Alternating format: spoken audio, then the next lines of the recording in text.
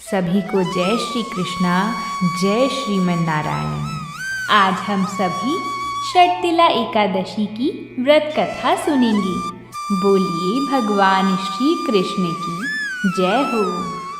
युधिष्ठिर जी ने पूछा, हे जगन्नाथ, हे श्री कृष्ण, हे आदिदेव, हे जगतपते, माघ मास के कृष्ण पक्ष में कौन सी एकादशी आती है?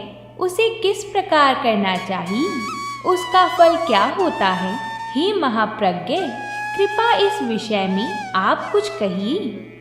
भगवान श्री कृष्ण ने कहा, हे कुंती पुत्र, माघ मास की कृष्ण पक्ष की एकादशी षटतिला नाम से विख्यात है। सब पापों को हरण करने वाली एकादशी की कथा मुनि श्रेष्ठ पुलस्त्य जी ने दालभ्य को कही थी। वह कथा तुम भी सुनो। दालभ्य ने पूछा, हे मुनिवर, मृत्युलोक में रहने वाला हर एक जीव पाप कर्म में रत है। उन्हें नरक यातना से बचाने के लिए कौन सा उपाय है? कृपया कर वह आप कथन करें। पुलस्त्य ऋषि जी कहने लगे, हे महाभाग, आपने अच्छी बात पूछी है, तो सुनो। माघ मास में मनुष्य को स्नान करके इंद्रियों को संयम में रखकर काम, क्रोध, अहंकार, लोभ और निंदा का त्याग करना चाहिए।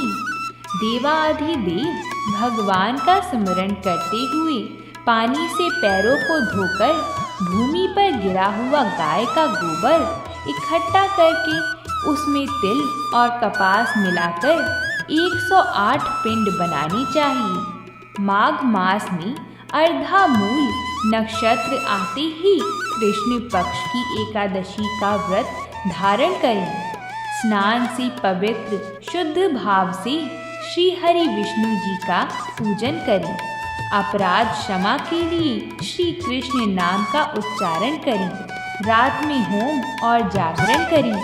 चंदन, कपूर और भोग दिखाकर शंख, चक्र, गदा, पद्म धारण करने वाले भगवान श्री हरि जी की पूजा करें। बारंबार भगवान श्री कृष्ण के नाम के साथ कुम्हड़, नारियल और बिजोरे के फल अर्पण करके विधि पूर्वक अर्घ दें। दूसरी सामग्री का अभाव हो तो सुपारियों का उपयोग करके भी पूजन और अर्घदान किया जा सकता है। इसके पश्चात भगवान का मंत्र के साथ पूजन करें और पूजन के बाद ब्राह्मणों की पूजा करके उन्हें पानी से भरा घड़ा देना चाहिए। साथ में छाता, चप्पल और वस्त्र भी अर्पण करें। इस दान द्वारा भगवान श्री कृष्ण प्रसन्न हो, यह कहते हुए दान करना चाहिए। अपनी परिस्थिति अनुसार श्रेष्ठ ब्राह्मण को काली गाय दान में देनी चाहिए। हे द्विजश्रेष्ठ, विद्वान पुरुष ने तिल से भरा हुआ पात्र दान करना चाहिए। तिल के दान से व्यक्ति हजारों वर्ष स्वर्ग में वास करता है। तिल से स्नान करना, तिल का उबटन लगाना, तिल का हवन करना, तिल डाला हुआ जल पीना, तिल दान करना, तिल का भोजन में उपयोग करना, इस प्रकार 6 कार्यों में तिल का उपयोग करने से इसे षटतिला एकादशी माना जाता है, जो पाप हरता है। एक बार षटतिला एकादशी की महिमा सुनने देवर्षि नारद जी भगवान श्री कृष्ण जी के पास आए। भगवान श्री कृष्ण जी ने कहा, एक ब्राह्मण स्त्री थी। ब्रह्मचर्या का पालन करते हुए वह भगवान की आराधना करती थी। अनेक प्रकार की तपस्याओं के कारण वह बहुत दुर्बल हो गई थी। उसने बहुत दान दिए, परंतु उसने ब्राह्मण और देवताओं को अन्न दान नहीं किया था। अनेक प्रकार के व्रत और तपस्या करने से वह शुद्ध हो गई थी, परंतु भूखे लोगों को कभी भी अन्न दान नहीं किया था। तभी श्री भगवान उसकी परीक्षा लेने के लिए ब्राह्मण के रूप में साध्वी के घर जाकर भिक्षा मांगने लगे। तभी उस ब्राह्मणी ने पूछा, हे ब्राह्मण, सत्य कहें कि आप कहाँ से आए हैं? मैंने सुनकर अनजान बनते हुए उसे उत्तर नहीं दिया। उसने क्रोध में भिक्षा पात्र में मिट्टी डाली, उसके बाद मैं अपने धाम लौट आया। अपनी तपस्याओं के प्रभाव से ब्राह्मणी मेरे धाम वापस आई। उसे संपत्तिहीन, स्वर्णहीन, धान्यहीन सिर्फ एक सुंदर महल मिला। उस महल में कुछ ना पाकर वह अस्वस्थ और क्रोधित होकर मेरे पास आई और पूछने लगी, हे जनार्दन, सब व्रत और तपस्या करके मैंने श्री हरि विष्णु जी की आराधना की, परंतु मुझे धन धान्य क्यों प्राप्त नहीं हुआ? मैंने कहा, हे साध्वी, तुम भौतिक विश्व से यहाँ आई हो, अब तुम अपने घर लौट जाओ। तुम्हें देखने देवताओं की पत्नियां आएंगी। उनसे षटतिला एकादशी की महिमा पूछकर पूरा सुनने के बाद ही दरवाज़ा खोलना, अन्यथा नहीं। यह सुनकर ब्राह्मणी घर वापस आई। एक बार ब्राह्मणी दरवाज़ा बंद करके अंदर बैठी हुई थी। तब देव पत्नियां वहाँ पर आकर कहने लगी, हे सुंदरी, हे ब्राह्मणी, हम तुम्हारे दर्शन करने आए हैं, कृपया करके दरवाज़ा खोलें। तब ब्राह्मणी ने कहा, आपको मुझे देखने की इच्छा है तो कृपया कर षटतिला एकादशी की महिमा का वर्णन करें, तभी मैं दरवाज़ा खोलूंगी। उस समय एक देव पत्नी ने उसे वह महात्म्य बताया। महात्म्य सुनने के बाद ब्राह्मणी ने दरवाज़ा खोला। देव पत्नियाँ उसके दर्शन से बहुत प्रसन्न हुई। देव पत्नियों के कहे अनुसार ब्राह्मणी ने षटतिला एकादशी का व्रत किया, जिसके प्रभाव से उसे धन धान्य, तेज, सौंदर्य प्राप्त हुआ। धन धान्य संपादन करने की लोभ दृष्टि से यह व्रत नहीं करना चाहिए। इस व्रत के पालन से अपने आप गरीबी, दुर्भाग्य नष्ट हो जाता है। जो कोई भी इस तिथि को तिलदान करेगा वह सब पापों से मुक्त हो जाएगा। बोलिए भगवान श्री हरि की जय हो। अब हम षटतिला एकादशी की दूसरी व्रत कथा को सुनते हैं। पूरी कथा सुनने से पहले वीडियो को लाइक और चैनल को सब्सक्राइब करना ना भूलें। राजा अम्बरीश भगवान श्री हरि के परम भक्त थे। वह पृथ्वी के सतोद्वीप, अचल संपत्ति और अतुल ऐश्वर्य के शासक होने पर भी इन्हें स्वप्न तुल्य समझते थे, क्योंकि वह जानते थे कि जिस धन वैभव के लोभ में पड़कर मनुष्य घोर नरक में जाता है, वह केवल 4 दिन की चांदनी है। राजा अम्बरीश का भगवान श्री कृष्ण में और उनके प्रेमी साधुओं में परम प्रेम था। उन्होंने अपने मन को श्री कृष्ण के चरणों में, वाणी को भगवान के गुणों का गान करने में, हाथों को श्री हरि के मंदिर मार्जन में और अपने कानों को भगवान की मंगलमयी कथा के श्रवण में लगा रखा था। उन्होंने अपने नेत्रों को श्री हरि के विग्रह व मंदिर के दर्शन में, नासिका को उनके चरण कमलों पर चढ़ी श्रीमती तुलसी जी की दिव्य गंध में और जिह्वा को भगवान के प्रति अर्पित नैवेद्य प्रसाद में संलग्न कर दिया था। राजा अम्बरीश के पैर भगवान के क्षेत्र आदि की पैदल यात्रा करने में ही लगे रहते और वह सिर से भगवान श्री कृष्ण के चरण कमलों की वंदना किया करते थे। इस प्रकार उन्होंने अपने सारे कर्म यज्ञ पुरुष इंद्रियातीत भगवान के प्रति उन्होंने सर्वात्मा एवं स्वरूप समझकर समर्पित कर दिए थे और भगवान स्वरूप ब्राह्मणों की आज्ञा अनुसार वह इस पृथ्वी का शासन करते थे। उन्होंने बड़ी बड़ी दक्षिणा वाले अनेकों अश्वमेध यज्ञ करके यज्ञ अधिपति भगवान की आराधना की। उनकी प्रजा महात्माओं के द्वारा गाए हुए भगवान के उत्तम चरित्र का बहुत सम्मान करती थी। किसी समय बड़े प्रेम से श्रवण करती और किसी समय उनका गान करती। इस प्रकार उनके राज्य के मनुष्य देवताओं के अत्यंत प्यारी स्वर्ग की भी इच्छा नहीं करते थे।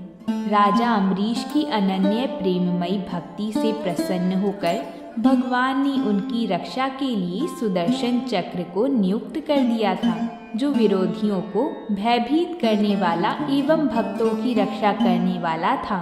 एक बार उन्होंने अपनी पत्नी के साथ भगवान श्री कृष्ण की आराधना करने के लिए 1 वर्ष तक द्वादशी प्रधान एकादशी व्रत करने का नियम ग्रहण किया। व्रत की समाप्ति होने पर कार्तिक महीने में उन्होंने 3 रात का उपवास किया और एक दिन यमुना जी में स्नान करके भगवान श्री कृष्ण की पूजा की। तत्पश्चात पहले ब्राह्मणों को स्वादिष्ट और अत्यंत गुणकारी भोजन कराकर उन लोगों के घर 60 करोड़ गाय सुसज्जित करके भेज दी।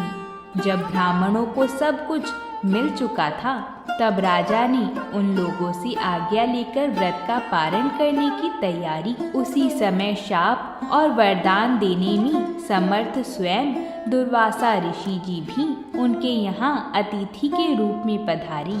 राजा अम्बरीश उन्हें देखते ही उठकर खड़े हो गए, आसन देकर बैठाया और विविध सामग्रियों से उनके चरणों में प्रणाम करके भोजन के लिए प्रार्थना की। दुर्वासा ऋषि जी ने राजा अम्बरीश की प्रार्थना स्वीकार कर ली और इसके बाद आवश्यक कर्मों से निवृत्त होने के लिए वे नदी तट पर चले गए। वे ब्रह्म का ध्यान करते हुए यमुना के पवित्र जल में स्नान करने लगी। इधर द्वादशी केवल घड़ी भर शेष रह गई थी। धर्मज्ञ अम्बरीश ने धर्म संकट में पड़कर ब्राह्मणों के साथ परामर्श किया। उन्होंने कहा, ब्राह्मण देवताओं, ब्राह्मण को बिना भोजन कराए स्वयं खा लेना और द्वादशी रहते पारण न करना दोनों ही दोष हैं। इसलिए इस समय जैसा करने से मेरी भलाई हो और मुझे पाप ना लगे, ऐसा काम करना चाहिए। तब ब्राह्मणों के साथ विचार करके उन्होंने कहा, ब्राह्मणों, ग्रंथों में ऐसा कहा गया है कि जल पी लेना भोजन करना भी है, नहीं भी करना है। इसलिए इस समय केवल जल से पारण किए लेता हूँ। ऐसा निश्चय करके मन ही मन भगवान का चिंतन करते हुए राजश्री अम्बरीश ने जल पी लिया और फिर दुर्वासा ऋषि के आने की बाट देखने लगी। दुर्वासा ऋषि आवश्यक कर्मों से निवृत्त होकर यमुना तट से लौट आई। जब राजा ने आगे बढ़कर उनका अभिनंदन किया, तब उन्होंने अनुमान से ही समझ लिया कि राजा ने पारण कर लिया है। उस समय दुर्वासा ऋषि जी बहुत भूखे थे। वे क्रोध से थर-थर कांपने लगे।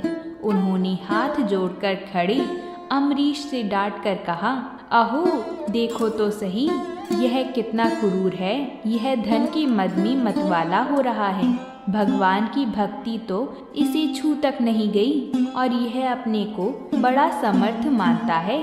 आज इसने धर्म का उल्लंघन करके बड़ा अन्याय किया है। मैं इसका अतिथि होकर आया हूँ, किंतु फिर भी मुझे खिलाए बिना ही इसने खा लिया है। अच्छा देख, तुझे अभी इसका फल चखाता हूँ। यों कहते कहते वे क्रोध से जल उठे। उन्होंने अपनी एक जटा उखाड़ी और उससे अम्बरीश को मार डालने के लिए एक राक्षसी उत्पन्न की। वह आग के समान जलती हुई हाथ में तलवार लेकर राजा अम्बरीश पर टूट पड़ी। परम पुरुष परमात्मा ने अपने सेवक की रक्षा के लिए पहले से ही सुदर्शन चक्र को नियुक्त कर रखा था। जैसे आग क्रोध से घुर्राते हुए सांप को भस्म कर देती है, वैसे ही चक्र ने दुर्वासा ऋषि की राक्षसी को जलाकर ढेर कर दिया। जब दुर्वासा ऋषि जी ने देखा कि मेरी बनाई हुई राक्षसी तो जल रही है और चक्र मेरी ओर आ रहा है, तब वह भयभीत होकर अपने प्राण बचाने के लिए हाथ जोड़कर एकाएक भाग निकले। जैसे ऊंची ऊंची लपटों वाला दावानल सांप के पीछे दौड़ता है, वैसे ही भगवान का चक्र तो मेरे पीछे लग गया है।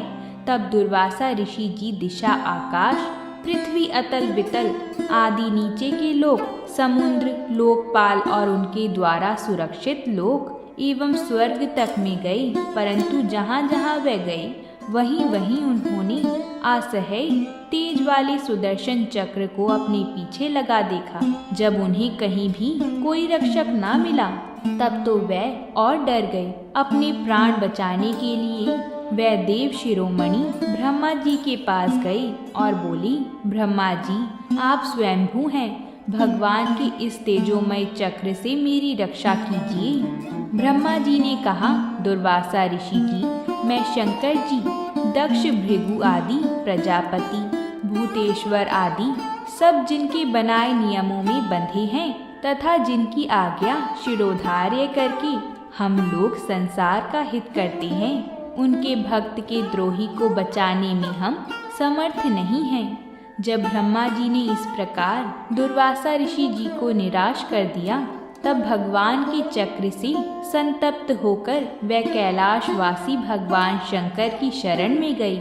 शंकर जी ने कहा, दुर्वासा जी, जिनसे पैदा हुए अनेकों ब्रह्मांडों में हमारे जैसे हजारों चक्कर काटते हैं, यह चक्र उन्हीं विश्वेश्वर का शस्त्र है। यह हम लोग के लिए असह्य है। तुम उन्हीं की शरण में जाओ, वह भगवान ही तुम्हारा मंगल करेंगे। निराश होकर दुर्वासा ऋषि जी श्री हरि भगवान के परम धाम वैकुंठ की तरफ भागे। दुर्वासा ऋषि जी भगवान के चक्र की आग से जल रहे थे। वह भगवान के चरणों में गिर पड़े। उन्होंने कहा, हे अच्युत, हे अनंत, आप संतों के एकमात्र इच्छित हैं। प्रभो, संपूर्ण जगत के जीवन दाता, मैं अपराधी हूँ। आपका परम प्रभाव न जानने के कारण ही मैंने आपके प्यारे भक्त का अपराध किया है। प्रभो, आप ही मुझे बचाइए। श्री भगवान ने कहा, दुर्वासा जी, मैं सर्वथा भक्तों के अधीन हूँ। मुझ में तनिक भी स्वतंत्रता नहीं है। जो भक्त स्त्री, पुत्र, गृह, गुरुजन, प्राण, धन, इहलोक और परलोक सब लोग छोड़कर केवल मेरी शरण में आ गए हैं, उन्हें छोड़ने का संकल्प भी मैं कैसे कर सकता हूँ। इसमें संदेह नहीं कि ब्राह्मणों के लिए तपस्या और विद्या परम कल्याण के साधन हैं, परंतु यदि ब्राह्मण उद्दंड और अन्यायी हो जाएं, तो वह ही दोनों उल्टा फल देने लगते हैं। दुर्वासा ऋषि जी, सुनिए, मैं आपको एक उपाय बताता हूँ, जिसका अनिष्ट करने से आपको इस विपत्ति में आना पड़ा।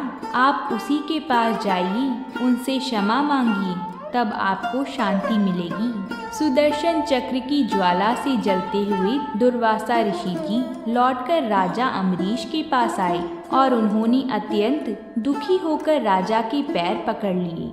दुर्वासा ऋषि जी की यह चेष्टा देखकर और उनके चरण पकड़ने से लज्जित होकर राजा अम्बरीश भगवान के चक्र की स्तुति करने लगे।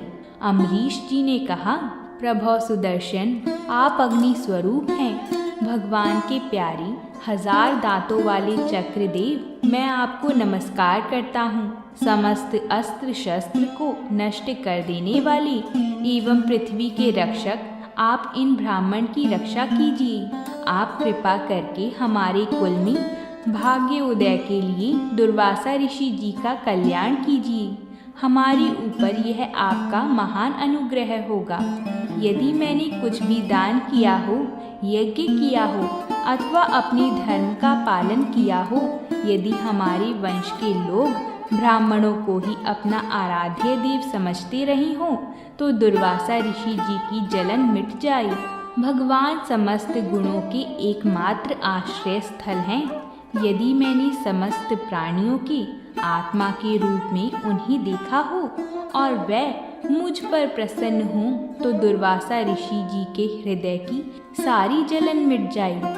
जब राजा अम्बरीश ने दुर्वासा ऋषि जी को सब ओर से जलाने वाली भगवान के सुदर्शन चक्र की इस प्रकार स्तुति की, तब उनकी प्रार्थना से चक्र शांत हो गया।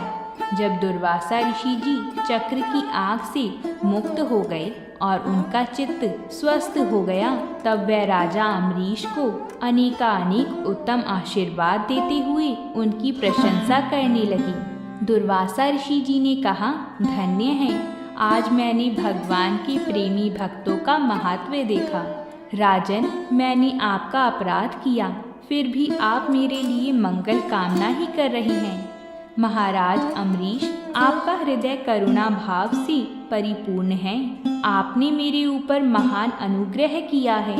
अहो, आपने मेरे अपराध भुलाकर मेरी रक्षा की। जब से दुर्वासा जी चक्र से जीवन रक्षा के लिए भाग रहे थे, तब से राजा अम्बरीश ने भोजन नहीं किया था। वह दुर्वासा जी के लौटने की बाट देख रहे थे। अब उन्होंने दुर्वासा जी के चरण पकड़ लिए और उन्हें प्रसन्न करके विधि पूर्वक भोजन कराया।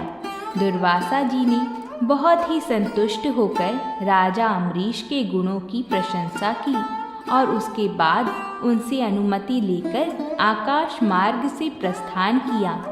जब सुदर्शन चक्र से भयभीत होकर दुर्वासा ऋषि भाग रहे थे, तब से लेकर उनके लौटने तक 1 वर्ष का समय बीत गया था। इतने दिनों तक राजा अम्बरीश उनके दर्शन की आकांक्षा से केवल जल पीकर रहे। दुर्वासा ऋषि जी के जाने के बाद उनके भोजन से बचे हुए अत्यंत पवित्र अन्न को राजा ने सब परिवार ग्रहण किया। कुछ वर्ष बीतने पर राजा अम्बरीश ने अपने ही समान भक्त पुत्रों पर राज्य का भार छोड़ दिया और स्वयं वन में चले गए। वहाँ वह बड़ी धीरता के साथ आत्मस्वरूप भगवान में अपना मन लगाकर गुणों के प्रवाह रूपी संसार से मुक्त हो गई। बोलिए भगवान विष्णु की जय हो। अगर आप सभी को ये कथा अच्छी लगी है तो वीडियो को लाइक ज़रूर करें। साथ ही में हमारे चैनल को भी सब्सक्राइब करें, जिससे ऐसी ही व्रतों से जुड़ी कथाएं आपको समय अनुसार मिलती रहें। बोलिए भगवान श्री हरि की जय हो।